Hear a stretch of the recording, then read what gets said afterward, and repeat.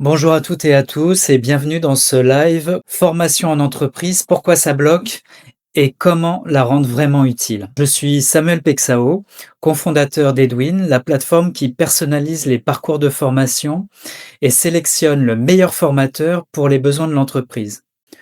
Aujourd'hui, j'ai le plaisir d'être accompagné de Sarah Berchou, consultante RH et formation. Bonjour Samuel, bonjour à toutes et à tous. La première question que j'ai à te poser, c'est quel regard portes-tu sur la formation en entreprise?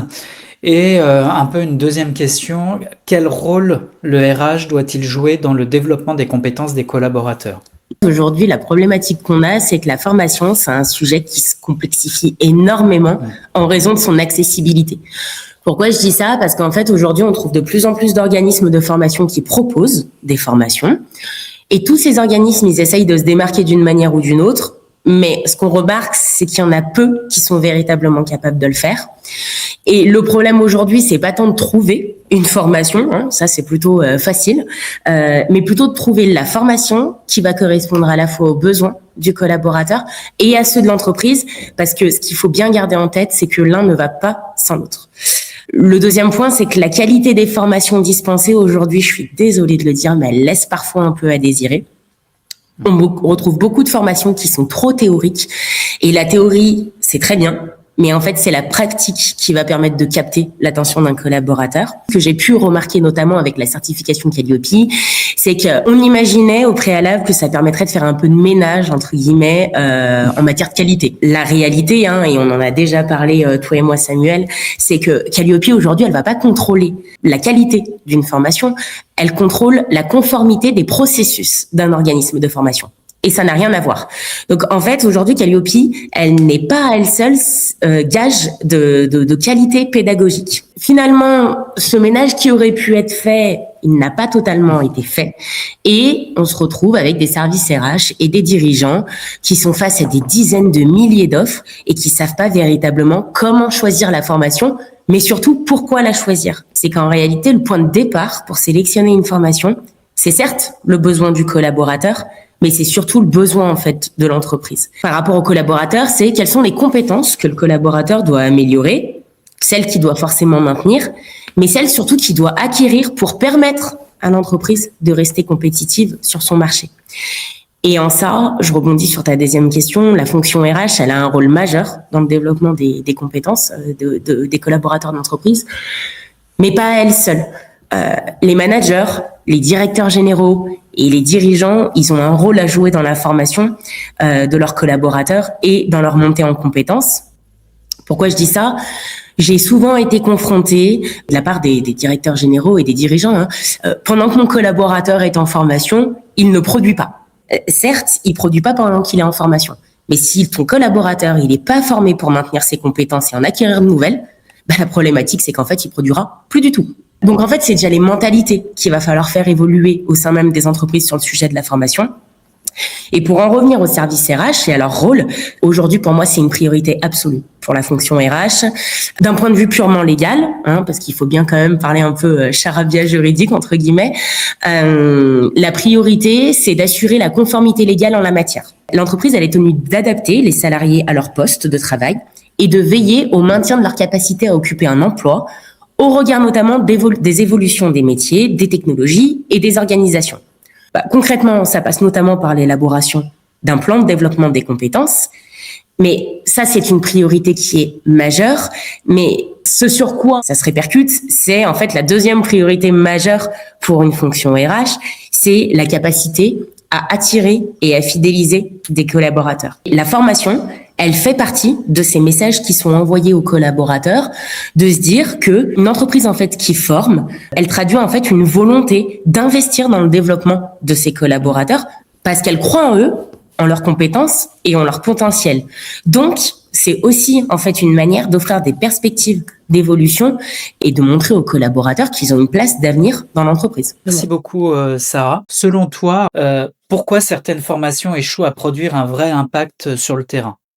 Alors, il n'y a pas une raison à cela, il y en a même plusieurs. La première, en tout cas, c'est comme je le disais précédemment, je pense que la théorie, c'est très bien, la pratique, c'est beaucoup mieux, et c'est ce qui fait toute la différence selon moi. entre ce que je vais appeler un peu une formation éclair et une formation impactante. Une formation, elle doit permettre de mesurer ses impacts sur le terrain et dans le temps. C'est pas tant ce qui a été vu durant la formation qui est important, c'est ce que le collaborateur il va en retenir et la manière dont il va le mettre en pratique au quotidien. Ça, c'est important. Et si le collaborateur en retient quelque chose et que ça lui permet de le mettre en pratique au quotidien, alors finalement, ce qu'il aura vu durant la formation avait toute son importance. Mais c'est un peu dans l'autre sens qu'il faut voir les choses. Aujourd'hui, on a beaucoup de formations théoriques avec des parcours de formation qui sont longs et très standardisés. Sauf que quand tu envoies un collaborateur en formation, si initialement tu l'as pas engagé dans la démarche et que tu le fous, excuse-moi, mais dans une formation de 7 heures par jour pendant plusieurs semaines, ça peut pas fonctionner. Très honnêtement, et je l'ai vu, ça peut pas fonctionner. Ce modèle-là ne fonctionne pas. Donc si en plus tu lui délivres que de la théorie durant la formation et que t'es pas capable de le faire participer activement en lui apportant des cas concrets, c'est-à-dire le faire s'exercer sur des situations qu'il vit au quotidien dans son travail, forcément tu peux pas l'embarquer. Ce qu'il va retenir, c'est les enseignements vus durant la formation, mais il va les retenir quelques jours. Et en fait, le collaborateur, du coup, aura certes appris quelque chose avec la formation, mais en fait, il sera pas capable de le transposer dans son métier. Et la formation, aujourd'hui, doit servir à transposer ce qui a été vu dans un métier au quotidien. Et la deuxième raison majeure, selon moi, c'est l'engagement du collaborateur en amont de la formation. Aujourd'hui, les collaborateurs, ils sont submergés par leur quotidien dans beaucoup d'entreprises. Donc, quand tu parles formation à un collaborateur, prime abord, et parce que je l'ai vécu, c'est ce qu'on m'a répondu, ce qu'on m'a répondu, c'est franchement, c'est pas ma priorité. Et surtout, ce que j'ai souvent entendu, c'est ouais, mais alors Sarah, pendant que je suis en formation, je vais pas travailler, donc je vais devoir rattraper tout le travail que j'ai pas fait pendant que j'étais en formation. Et ça, en fait, c'est ce qui a aussi déclenché quelque chose dans ma réflexion, c'est le fait d'embarquer les collaborateurs en amont et de souligner davantage l'intérêt que la formation, elle va avoir sur leur quotidien. Puis bien sûr, il faut que la démarche, elle soit activement, encore une fois, soutenue par les managers et la direction, sinon ça ne peut pas fonctionner. Merci Sarah, je vais rebondir sur justement cette notion de manque de temps. Alors par rapport, c'est quoi les blocages pour les salariés de se former? C'est 40% c'est manque de temps, 32% c'est manque de mise en application et 24% sur le manque de personnalisation. Une formation, si elle n'est pas réactivée, pas mise en pratique ou pas reliée à son quotidien, au quotidien du collaborateur, elle perd très vite son effet. En 48 heures, 72% de ce qui a été appris environ est oublié. Donc justement, on parle d'engagement du collaborateur. Donc comment mieux impliquer le collaborateur tout au long du processus de formation? Alors, c'est un travail de longue haleine, si je puis dire. Effectivement, c'est pas un sujet qu'on traite sur un coin de table comme ça en 2 temps 3 mouvements. Il y a plusieurs manières en fait d'impliquer un collaborateur. Comme je le disais précédemment, la formation, elle doit déjà être amenée dans le discours comme une opportunité et pas comme une case à cocher au titre d'une obligation légale. La formation, elle doit être soutenue par les managers et la direction, et il faut qu'eux-mêmes y voient un intérêt, d'autant plus qu'ils vont quand même aussi y investir du temps et surtout de l'argent. La deuxième chose qui est pour moi indispensable, c'est de responsabiliser les collaborateurs sur cette question. Et de plusieurs manières. Premier point, en identifiant avec eux des axes sur lesquels il est nécessaire qu'ils montent en compétences. Notamment, par exemple, lors des entretiens annuels. Pas seulement pour eux en tant qu'individus, mais pour l'entreprise. La formation, elle n'est pas là simplement pour faire monter en compétence un collaborateur. Elle est aussi là pour résoudre un problème dans l'entreprise. Et finalement, la véritable question à se poser, c'est quel est le problème qu'on cherche à résoudre par l'intermédiaire de cette formation. Ensuite, ça va être en co-construisant avec les collaborateurs des axes de développement ou des parcours de formation personnalisés qui sont adaptés aux besoins et aux impératifs de leur poste, notamment en termes d'horaire et de charge de travail. Et puis l'idée, c'est pas de proposer non plus un catalogue de 150 formations différentes aux collaborateurs, mais plutôt de construire avec lui un parcours qui est composé de différents modules de formation qui s'imbriquent les uns dans les autres pour répondre à une problématique précise, qu'elle soit liée à un savoir-faire ou à un savoir-être. Il faut aussi être capable d'expliquer aux collaborateurs quels vont être les impacts positifs de la formation sur leur quotidien, une meilleure organisation, une montée en compétences, par exemple, c'est d'actualité sur tout ce qui est IA, intelligence artificielle, ou encore des possibilités d'évolution vers un autre poste. Et enfin, pour moi, ce qui est indispensable, c'est le suivi, qui est beaucoup trop laissé de côté d'un point de vue formation. Et en fait, les impacts d'une formation, ils ne peuvent pas se mesurer une fois que celle-ci, elle est terminée à chaud comme ça. Ça se mesure dans le temps. Ce qui est nécessaire, c'est d'accompagner les collaborateurs dans l'évolution de leurs compétences que la formation, elle leur a permis d'acquérir et dans leur capacité à les transférer sur le terrain. Et ce qu'il faut aussi identifier, c'est les compétences qu'ils n'ont pas réussi à mettre en œuvre sur le terrain, au quotidien, mais qui ont été vues durant la formation, et comprendre les raisons de cette difficulté. Ça peut être un manque de pratique, un besoin d'accompagnement complémentaire, ou par exemple un rappel des notions qui ont été abordées durant la formation, tout simplement. Mais ce suivi se fait dans le temps et non pas à chaud, one shot une fois que la formation est terminée. Merci Sarah. Moi, il y a une question qui me touche particulièrement. On parle souvent du choix de la formation, du programme, du contenu, mais beaucoup moins de la personne qui va l'animer. On a tous vécu cette expérience, hein. On a suivi une formation. En fonction du formateur qu'on a eu en face, on n'a pas vécu la même expérience. On a tous un formateur ou même à l'école, hein, un professeur qui nous a marqué selon notre parcours.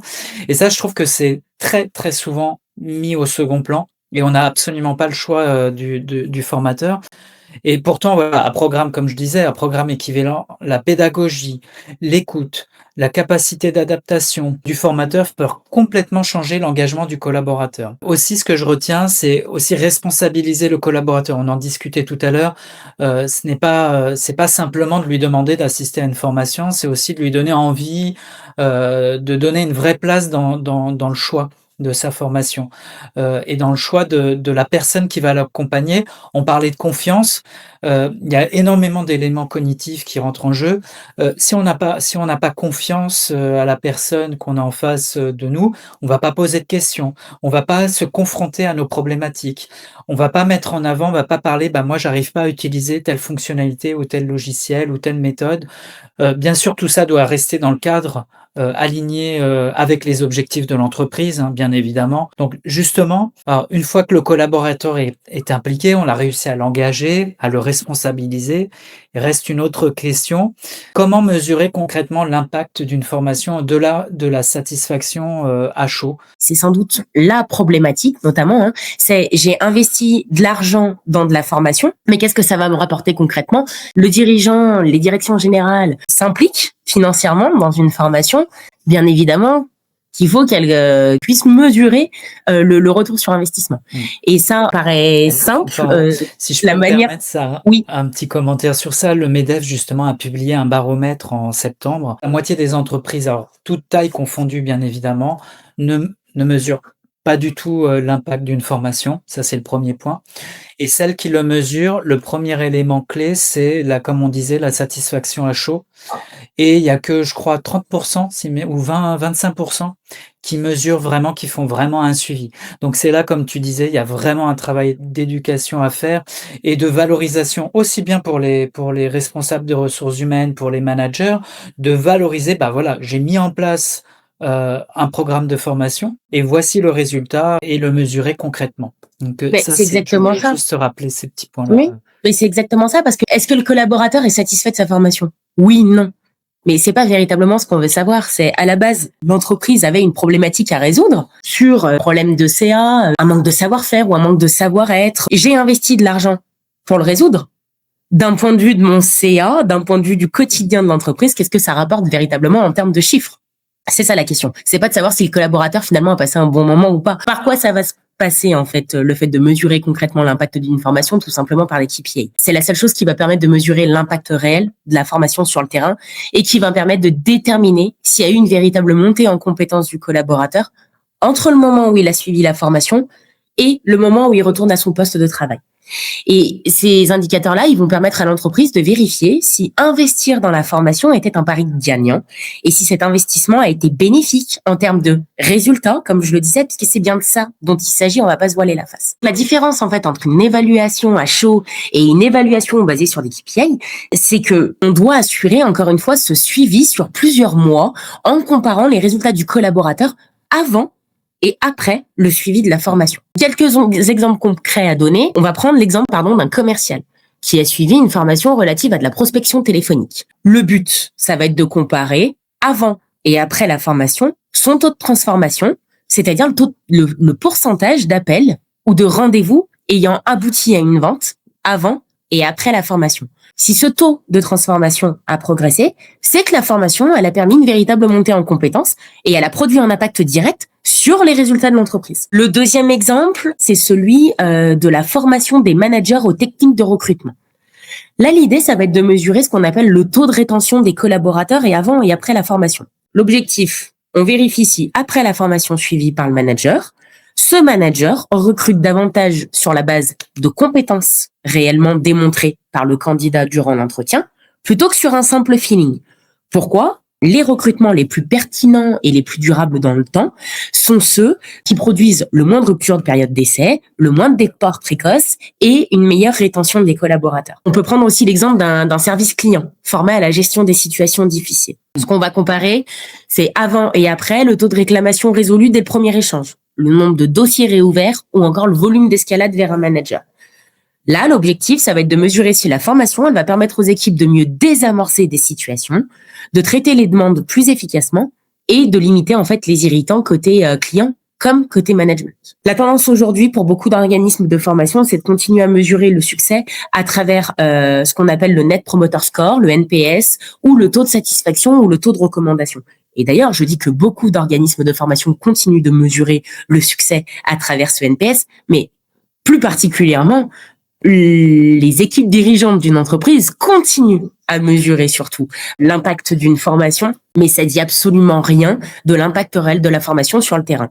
Un collaborateur, encore une fois, il peut être très satisfait d'une formation et ne rien changer dans ses pratiques, une fois de retour à son poste.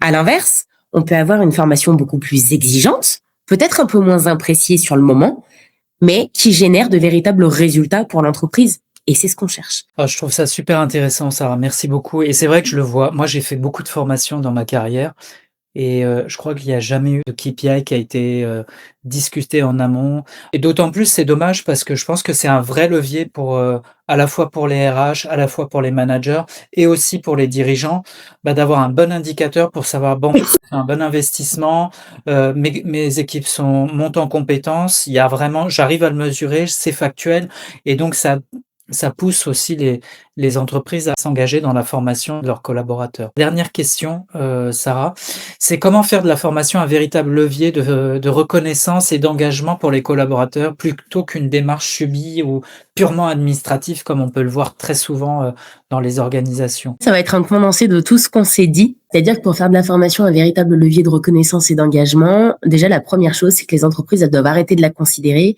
comme une action ponctuelle ou comme une obligation. Une formation efficace, elle repose sur les 3 phases essentielles qu'on a évoquées tout au long de cette interview. La première phase, c'est la phase de préparation et d'engagement du collaborateur. Pour moi, c'est sans doute en fait la plus importante et celle qui est pourtant le plus souvent négligée. Avant même de parler contenu, choix du formateur, faut donner du sens à la démarche. Quel problème on cherche à résoudre? Pourquoi cette formation elle est proposée? Quels bénéfices le collaborateur pourra-t-il en tirer dans son quotidien, dans son poste ou dans son évolution professionnelle? Et donc, quel est le bénéfice que va en tirer l'entreprise? Plus un collaborateur il va comprendre l'intérêt de la formation, plus il va être impliqué dans la démarche. Donc, c'est une première phase qui est essentielle. La deuxième phase, bien sûr, c'est la formation elle-même. Bien sûr, la qualité du contenu et du formateur reste importante. Mais finalement, lorsque le besoin il a été clairement identifié et que le collaborateur il est pleinement engagé dans la démarche, cette étape, en fait, c'est juste une conséquence logique du travail qui a été réalisé en amont. Et la troisième étape, c'est celle du suivi, qui est tout aussi importante que la première, parce que c'est à ce moment-là que se joue réellement le retour sur investissement de la formation pour l'entreprise. Une formation, elle doit jamais s'arrêter lorsque le collaborateur quitte la salle de formation ou son module e-learning. Il faut accompagner la mise en pratique des compétences acquises, identifier les freins qui sont rencontrés et mesurer sur plusieurs mois les résultats obtenus à travers les indicateurs concrets, donc les KPI qu'on a pu évoquer précédemment. La véritable question, finalement, c'est pas de savoir si le collaborateur, encore une fois, il a apprécié la formation, mais c'est ce qu'elle lui a permis de changer dans sa manière de travailler et ce que ça a apporté à l'entreprise. Je dirais finalement que la formation, elle devient un levier de reconnaissance et d'engagement lorsque le collaborateur il comprend que l'entreprise elle investit pas simplement sur une action de formation en tant que telle, mais dans le développement, son employabilité et son avenir professionnel. Il est clair que si le collaborateur n'a jamais l'occasion d'utiliser ses compétences acquises, la formation perd une grande partie de sa valeur. Merci beaucoup, Sarah, pour ce regard très, très concret du terrain que tu nous as partagé. Juste avant de clôturer ce webinaire, quelques conclusions. Ce qu'on retient d'abord, c'est une formation vraiment utile ne commence pas par le jour de la session. Elle commence bien avant avec le cadrage du besoin, quel problème on cherche à résoudre pour le collaborateur, pour les équipes et pour l'entreprise. Elle repose aussi sur l'implication des bonnes personnes, c'est-à-dire pas uniquement des RH, mais aussi des managers, de la direction et du collaborateur lui-même, et aussi, si c'est possible, du formateur. C'est très important et c'est souvent quelque chose qui est négligé aujourd'hui, et ça peut être une clé différenciante et importante. La qualité d'une formation, elle ne se mesure pas uniquement à la satisfaction à chaud. Ce qui compte, c'est ce qui a changé réellement dans les pratiques après la formation ou sur les comportements des collaborateurs et le résultat sur le terrain. Et enfin, une formation devient un vrai levier d'engagement quand elle permet aux collaborateurs de progresser, d'utiliser ses compétences et de se projeter dans l'entreprise et que l'entreprise le valorise. Ces 5 leviers sont très importants à mettre en avant et en pratique au sein des organisations. Merci beaucoup Sarah pour ton regard, ton temps, ton retour d'expérience. Merci, Avec grand c'était vraiment plaisir. un grand plaisir de partager ce moment. Donc merci encore Sarah, merci à tous et très bonne Merci journée à toutes et à à toutes tous. et à tous.